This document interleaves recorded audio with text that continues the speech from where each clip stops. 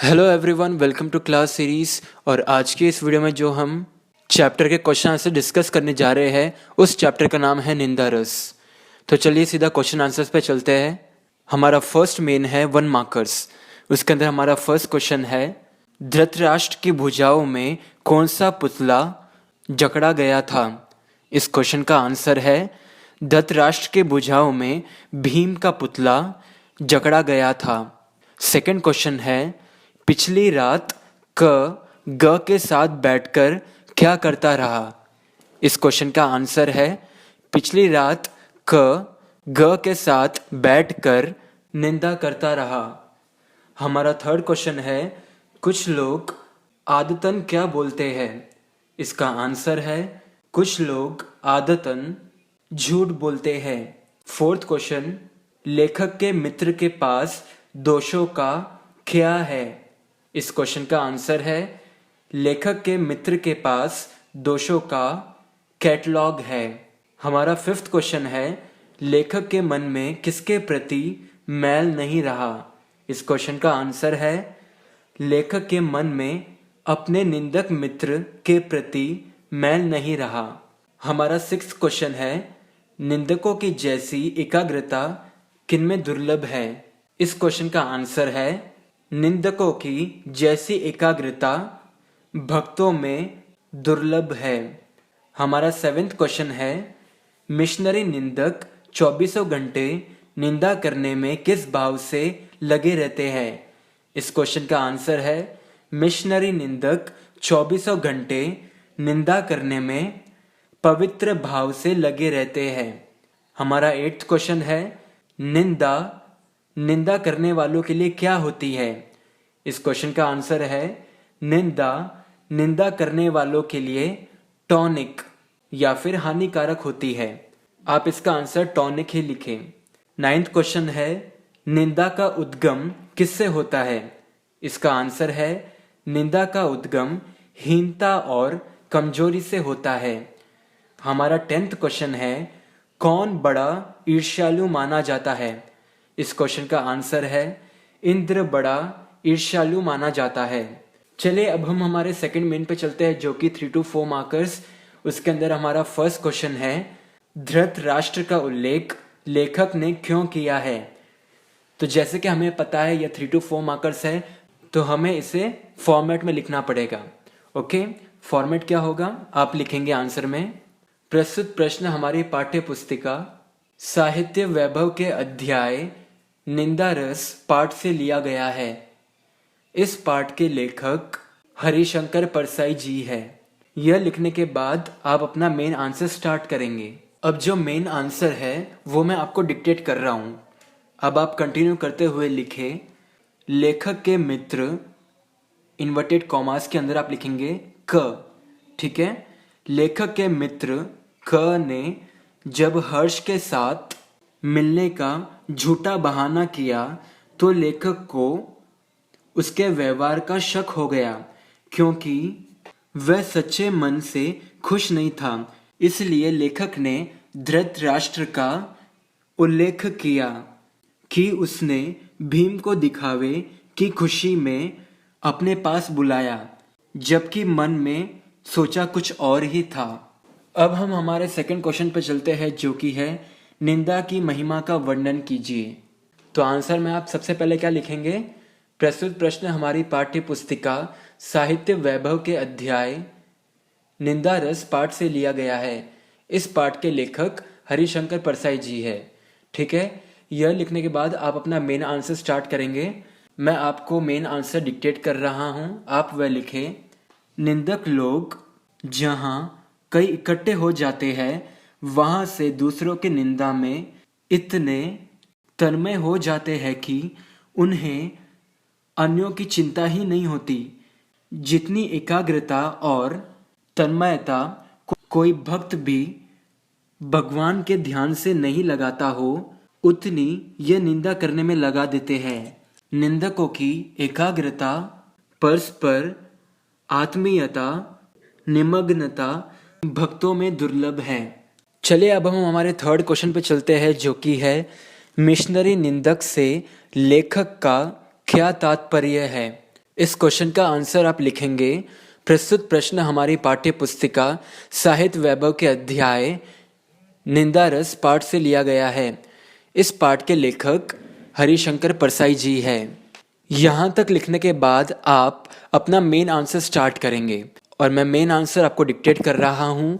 आप लिखें, मिशनरी निंदक से लेखक का तात्पर्य उन निंदकों से है जो पूरी पवित्र भावना से निंदा के कार्य में लगे रहते हैं। उनका किसी से वैर नहीं, द्वेष नहीं है। वे किसी का बुरा नहीं सोचते, पर 24 घंटे वे निंदा कार्य में बहुत पवित्र भाव से लगे रहते हैं। उनकी निष्पक्षता इसी से मालूम होती है कि वे प्रसंग आने पर अपने आप की पगड़ी भी उसी आनंद से उछालते हैं जिस आनंद से अन्य लोग दुश्मनों की निंदा इनके लिए टॉनिक होती है। टॉनिक आप इन्वर्टेड कॉमास में लिखेंगे। ओके, चलिए अब हम हमारे फोर्थ क्वेश्चन पे चलते हैं, जो कि है निंदकों के संघ के बारे में लिखिए। तो सबसे पहले आप अपना इंट्रोडक्शन पार्ट लिखेंगे। आप लिखेंगे, प्रस्तुत प्रश्न हमारी पाठ्य पुस्तिका साहित्य वैभव के अध्याय निंदा रस पाठ से लिया गया है। इस पाठ के लेखक हरिशंकर परसाई जी हैं। ओके, यह लिखने के बाद मैं मेन आंसर आपको डिक्टेट करता हूँ। आप लिखें, जिस प्रकार मजदूरों की ट्रेड यूनियन होती है, वैसे ही निंदकों का भी एक संघ होता है। संघ के सदस्य इधर उधर की खबरें लाकर संघ को सौंपते हैं। यह कच्चा माल माना जाता है। संघ इसे पक्का माल बनाकर मानो सभी सदस्यों को इस तरह बांटते हैं जैसे उनकी दृष्टि से वह बहुजन हिताय कार्य हो। अब यह जो वर्ड है ना, बहुजन हिताय, ठीक है, तो इसे आप इन्वर्टेड कॉमास में लिखेंगे। ठीक है, पहले आप बहुजन लिखेंगे, उसके बाद एक डैश डालेंगे छोटा सा, फिर आप लिखेंगे हिताय। ओके, यह था हमारा फोर्थ क्वेश्चन का आंसर। चलिए अब हम हमारे फिफ्थ क्वेश्चन की ओर चलते हैं, जो कि है ईर्ष्या द्वेष से प्रेरित निंदकों की कैसी दशा होती है। तो सबसे पहले आप लिखेंगे, प्रस्तुत प्रश्न हमारी पाठ्य पुस्तिका साहित्य वैभव के अध्याय निंदा रस पाठ से लिया गया है। इस पाठ के लेखक डॉक्टर हरिशंकर परसाई जी हैं। आपको अपने नोट्स में हर क्वेश्चन में यह लिखना ज़रूरी नहीं है, पर आप फॉर्मेट में लिखेंगे तो अच्छा होगा। आपको ध्यान रहेगा कि हाँ, एग्जाम में भी आपको लिखना है। नोट्स में आप क्या करें, सिर्फ फर्स्ट क्वेश्चन में आप ये लिख दीजिए प्रस्तुत प्रश्न, ये इंट्रोडक्शन वाला पार्ट। बाकी आप नॉर्मली मेन आंसर से स्टार्ट कर सकते हैं। यह लिखने के बाद हम हमारे मेन आंसर पे चलते हैं। वह कुछ इस तरीके से शुरू होता है, बुरे कामों में लगे व्यक्ति कभी सुखी नहीं हो सकते। वही स्थिति निंदकों की होती है। इनका अधिकांश समय ईर्ष्या, द्वेष से युक्त निंदा करने में लगा रहता है। जैसे रात को कुत्ता चांद को देखकर भौंकता है, वैसे ही निंदक भौंकता है। ठीक है, यह था हमारा फिफ्थ क्वेश्चन का आंसर। चलिए अब हम हमारे सिक्स क्वेश्चन पे चलते हैं, जो कि है निंदा को पूंजी बनाने वालों के बारे में लेखक ने क्या कहा है। तो सबसे पहले आप अपना इंट्रोडक्शन पार्ट लिख लेंगे। वह लिखने के बाद फिर मेन आंसर आप कुछ इस तरीके से लिखेंगे, जिन लोगों के पास निंदा के अलावा और कोई दूसरी संपत्ति नहीं होती, वे लोग इसी पूंजी या फिर इसी संपत्ति से अपना कारोबार बढ़ाते रहते हैं। उनका यह कलंकित कार्य ही उनकी प्रतिष्ठा मानी जाती है। वे सदा उसी का पारायण करते हैं। हमारा सेवेंथ क्वेश्चन है, निंदा रस निबंध का आशय अपने शब्दों में स्पष्ट कीजिए। इस क्वेश्चन का आंसर कुछ इस तरीके से शुरू होता है, प्रस्तुत प्रश्न हमारी पाठ्य पुस्तिका साहित्य वैभव के अध्याय निंदा रस पाठ से लिया गया है। इस पाठ के लेखक हरिशंकर परसाई जी हैं।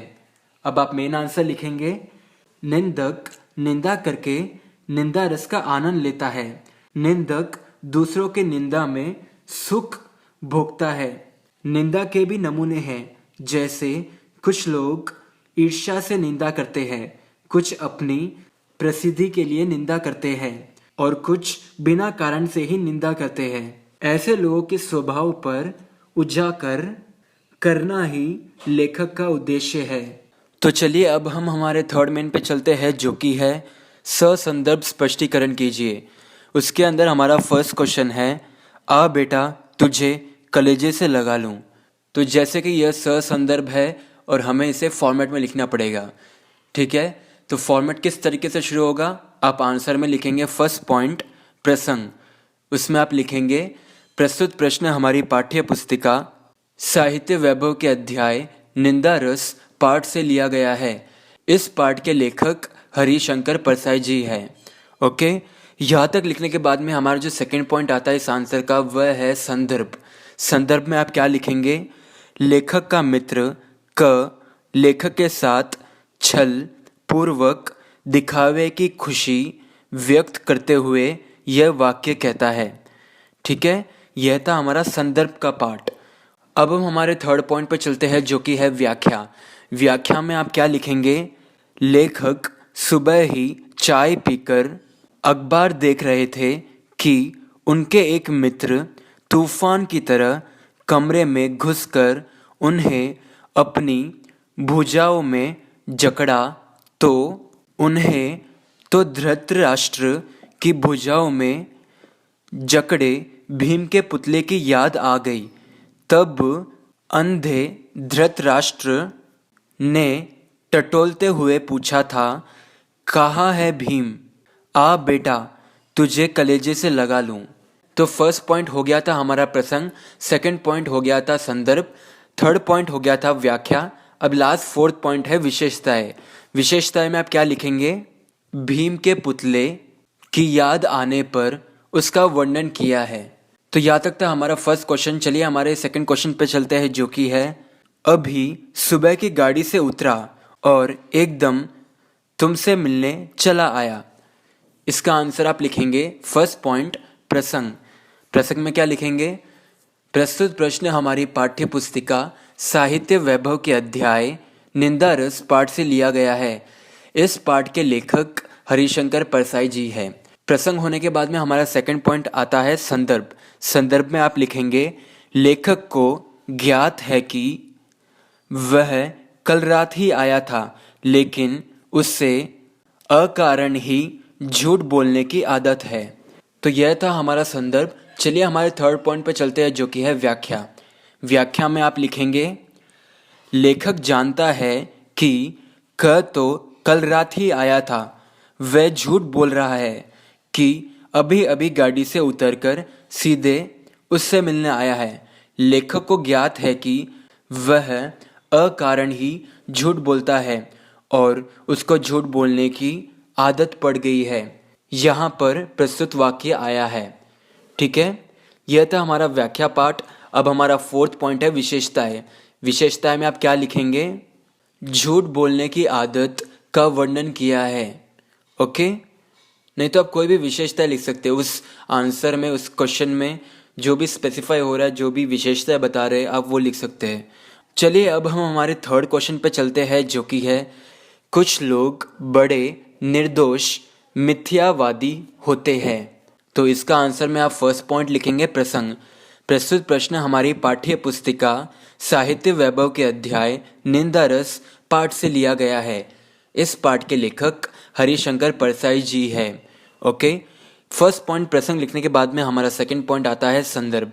संदर्भ में आप क्या लिखेंगे, लेखक यह वाक्य पाठकों से कहते हैं कि कुछ लोग आदतन स्वभाव के कारण झूठ बोलते हैं। ओके, यहाँ तक लिखने के बाद में हमारा थर्ड पॉइंट आता है व्याख्या।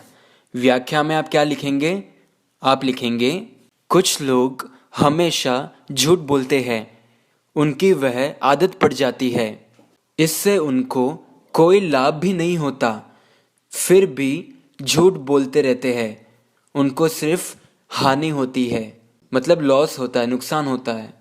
ऐसे लोगों को लेखक ने निर्दोष मिथ्यावादी कहा है। प्रस्तुत प्रश्न इस वाक्य में आया है।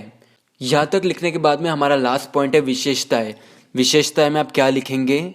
लेखक ने लोगों के झूठ बोलने के बारे में वर्णन किया है। तो चलिए अब हम हमारे फोर्थ क्वेश्चन पे चलते हैं, जो कि है निंदा का उद्गम ही हीनता और कमजोरी से होता है। इस क्वेश्चन का आंसर आप लिखेंगे फर्स्ट पॉइंट प्रसंग। प्रस्तुत प्रश्न हमारी पाठ्य पुस्तिका साहित्य वैभव के अध्याय निंदा रस पाठ से लिया गया है और इस पाठ के लेखक हरिशंकर परसाई जी है। यहाँ तक लिखने के बाद में हमारा सेकंड पॉइंट आता है संदर्भ। संदर्भ में आप क्या लिखेंगे? लेखक कहते हैं कि निंदा करने वाले ज़्यादातर ईर्ष्यावश किसी की निंदा करते हैं, उनमें हीनता की भावना होती है। अब यहाँ तक लिखने के बाद में हमारा थर्ड पॉइंट आता है व्याख्या। व्याख्या में आप लिखेंगे लेखक कहते हैं कि हीनता और कमजोरी की भावना से निंदा की उत्पत्ति होती है। ऐसे लोग सदा दूसरों की बुराई करते हैं। ऐसे लोग अपने को अच्छा और दूसरों को बुरा मानते हैं। प्रस्तुत वाक्य यहाँ पर आया है। ठीक है, यहाँ तक लिखने के बाद में आपको लास्ट पॉइंट लिखना है इस क्वेश्चन का, जो कि है विशेषताएं। विशेषताएं में आप क्या लिखेंगे? निंदा की महिमा के बारे में वर्णन किया है। सिंपल लिख लो, चलेगा। ओके, हमारा फिफ्थ क्वेश्चन है ज्यों ज्यों कर्म क्षीण होता जाता है त्यों त्यों निंदा की प्रवृत्ति बढ़ती जाती है। इस क्वेश्चन का आंसर आप लिखेंगे फर्स्ट पॉइंट प्रसंग। प्रस्तुत प्रश्न हमारी पाठ्य पुस्तिका साहित्य वैभव के अध्याय निंदा रस पाठ से लिया गया है। इस पाठ के लेखक हरिशंकर परसाई जी है। प्रसंग लिखने के बाद में हमारा सेकंड पॉइंट है संदर्भ। संदर्भ में आप क्या लिखेंगे? लेखक यहाँ निंदा करने वालों के स्वभाव के बारे में पाठकों से कहते हैं। सेकंड पॉइंट संदर्भ होने के बाद में हमारा थर्ड पॉइंट है व्याख्या। व्याख्या में आप लिखेंगे निखट्टू आदमी हीन भावनाओं से ग्रसित हो जाता है, तब वह केवल निंदा करना ही अपना परम कर्तव्य समझने लगता है। धीरे धीरे उसकी वह आदत बढ़ती जाती है। ओके, यह था हमारा व्याख्या का पार्ट। अगर आपको व्याख्या के पार्ट कम लग रहे हैं तो आप टेक्स्ट बुक में जाके उसे पढ़ के आप और भी सेंटेंस ऐड कर सकते हैं। ओके, थर्ड पॉइंट हो गया था हमारा व्याख्या। अब फोर्थ पॉइंट है विशेषताएं। विशेषताएं में आप क्या लिखेंगे? निंदा करने वालों के स्वभाव के बारे में वर्णन किया गया है। चलिए अब हम हमारे नेक्स्ट मेन पे चलते हैं, जो कि है रिक्त स्थान भरिए, basically fill in the blanks. तो मैं क्या करूँगा, मैं फिल इन द ब्लैंक्स पढ़ूंगा भी और साथ में आंसर बोलूँगा। ओके, तो हमारा फर्स्ट क्वेश्चन है सुबह चाय पीकर अखबार देख रहा था कि वे डैश की तरह कमरे में घुसे। इस क्वेश्चन का आंसर है तूफान। ओके, सुबह चाय पीकर अखबार देख रहा था कि वे तूफान की तरह कमरे में घुसे। ओके, हमारा सेकंड क्वेश्चन है छल का धृतराष्ट्र अब आलिंगन करे तो डैश ही आगे बढ़ाना चाहिए। इस क्वेश्चन का आंसर है पुतला। छल का धृतराष्ट्र अब आलिंगन करे तो पुतला ही आगे बढ़ाना चाहिए। ओके, हमारा थर्ड क्वेश्चन है निंदा का ऐसा ही डैश अंधेरा होता है। इस क्वेश्चन का आंसर है भेदनाशक। निंदा का ऐसा ही भेदनाशक अंधेरा होता है। ओके, हमारा फोर्थ क्वेश्चन है डैश से प्रेरित निंदा भी होती है। इस क्वेश्चन का आंसर है ईर्ष्या द्वेष। ईर्ष्या द्वेष से प्रेरित निंदा भी होती है। ओके, तो हमारा फिफ्थ क्वेश्चन है निंदा कुछ लोगों की डैश होती है। इसका आंसर है पूंजी होती है। तो यहाँ तक हमारे फिल इन द ब्लैंक्स खत्म हो जाते हैं। हमारा नेक्स्ट मेन है वाक्य शुद्धि कीजिए। उसके अंदर हमारा फर्स्ट क्वेश्चन है ऐसी मौके पर हम अक्सर अपने पुतले को अंधकार में दे देते हैं। इसका करेक्ट आंसर है ऐसे मौके पर हम अक्सर अपने पुतले को अंधकार में दे देते हैं। क्या वर्ड चेंज हुआ है? फर्स्ट वर्ड ऐसे। क्वेश्चन में क्या था? ऐसी। अब हमारा सेकंड क्वेश्चन है, पर वह मेरी दोस्त अभिनय में पूरा है। इस क्वेश्चन का करेक्ट आंसर है, पर वह मेरा दोस्त अभिनय में पूरा है। कौन सा वर्ड चेंज हुआ है? मेरा। क्वेश्चन में क्या था? मेरी। हमारा थर्ड क्वेश्चन है, निंदा का ऐसी ही महिमा है। तो इसका करेक्ट आंसर है, निंदा की ऐसी ही महिमा है। क्या चेंज हुआ? की। क्वेश्चन में क्या था? का। हमारा फोर्थ क्वेश्चन है, आपके बारे में मुझसे कोई भी बुरी नहीं कहता। इसका करेक्ट आंसर है, आपके बारे में मुझसे कोई भी बुरा नहीं कहता। कौन सा वर्ड चेंज हुआ है? बुरा। क्वेश्चन में क्या था? बुरी। सो नेक्स्ट क्वेश्चन है, सूरदास ने इसलिए निंदा शब्द रसाल कही है। इसका करेक्ट आंसर है, सूरदास ने इसलिए निंदा शब्द रसाल कहा है। कौन सा वर्ड चेंज हुआ है यहाँ पर? कहा। क्वेश्चन में क्या था? कही। ओके।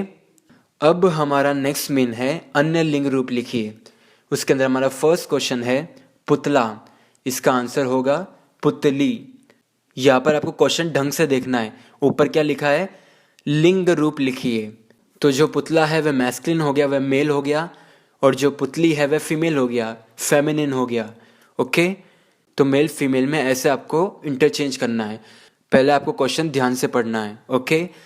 हमारा सेकंड क्वेश्चन है, मजदूर। इसका आंसर है मजदूरनी। ओके। थर्ड क्वेश्चन है, बेटा। इसका आंसर है बेटी। फोर्थ क्वेश्चन है, पति। इसका आंसर है पत्नी। फिफ्थ क्वेश्चन है, स्त्री। इसका आंसर है पुरुष। तो चलिए अब हम हमारे नेक्स्ट पेन पे चलते हैं, जो कि है वचन रूप लिखिए। क्वेश्चन में क्या दिया है? वचन रूप लिखिए, मतलब एक वचन, बहुवचन, one and more than one. First question है भुजा। इसका आंसर क्या होगा? भुजाए। सेकंड क्वेश्चन है कथा। इसका आंसर होगा कथाए। थर्ड क्वेश्चन है दुश्मन। इसका आंसर होगा दुश्मन। ठीक है, इसका कोई बहुवचन रूप नहीं होता। हमारा फोर्थ क्वेश्चन है घंटा। इसका आंसर है घंटे। फिफ्थ क्वेश्चन है कमरा। इसका क्या आंसर होगा? कमरे। सिक्स्थ क्वेश्चन है कविता। इसका आंसर है कविताएं। सेवेंथ क्वेश्चन है लकीर। आंसर क्या होगा? लकीरें।